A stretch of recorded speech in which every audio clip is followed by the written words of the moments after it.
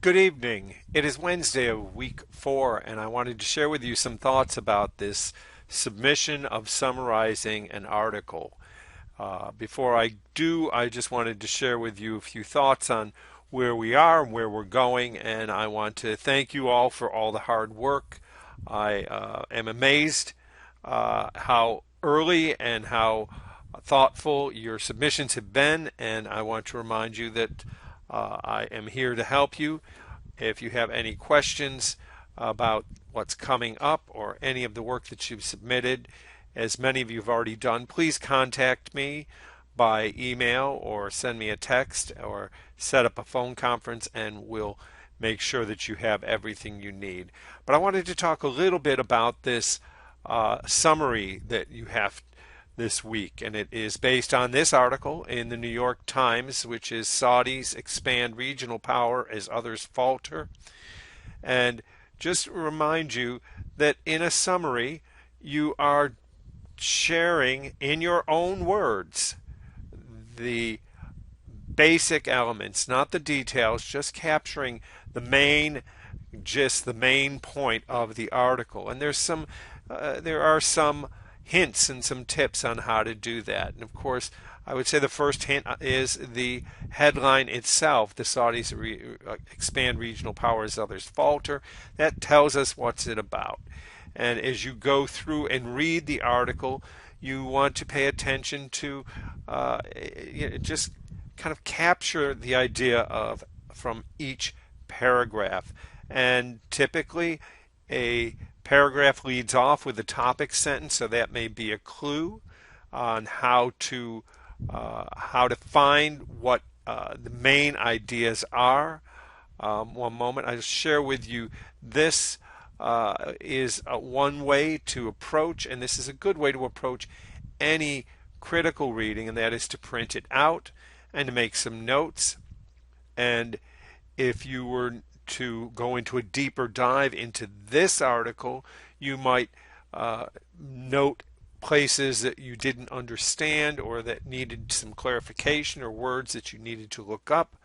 But it is also possible to go through and underline or highlight what the main points are so that you can take them away in your mind to summarize this piece.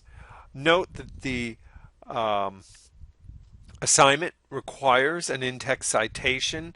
In MLA, an in-text citation is the author's last name and the page number, and of course there is no page number in this, so you do not need to include it. It asks for a signal phrase, and a signal phrase is typically according to or based on or as stated by. It's a phrase that introduces the author to the summary or the paraphrase or quote. In this case, it is a summary. So you want to be sure that you have Kirkpatrick either in a signal phrase or somewhere within the text parenthetically, in parentheses. If you're using APA, then it is author date, and then you actually have the date, and that can occur at the end of your paragraph in parentheses, and it's just the author's last name. One of the things I wanted to share with you and just take a closer look at the rubric, which is so important in all the work in this course and all your courses, because it literally is the bridge to your understanding how I and all instructors assess your work. This is what we have to base it on. And in this exercise, this task, there are 3 criteria. First, the summary length. You need to write 5 to 8 sentences. If it's under 5 sentences, then you get 0 points. There's no gray area here. So check your length. The author's idea, clearly referencing the idea, really capturing what's in that article using your own words. If there are some phrasing that is very close to the source, then you'll still need improvement.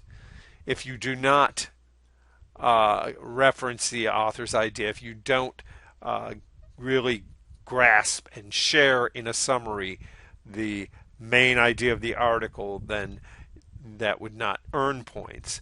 And then finally is the articulation of response, which is basically your spelling, grammar, and structure generally. That would also include that within the context of this, you have that citation. So that is it. That is how you will be assessed, what you need to do. Hopefully, it's not too difficult. If you have any questions or problems in the comprehension of the article or in how to approach the summary, feel free to give me a call and we can review it together. I think you'll do great. I know some of you have already submitted and it has been fine. So please, not to worry about the difficulty of this task. I think you'll do just fine. Looking ahead, just know that we will be going into Module 5 and it will be a big milestone in Module 5 because we will be going into the first draft.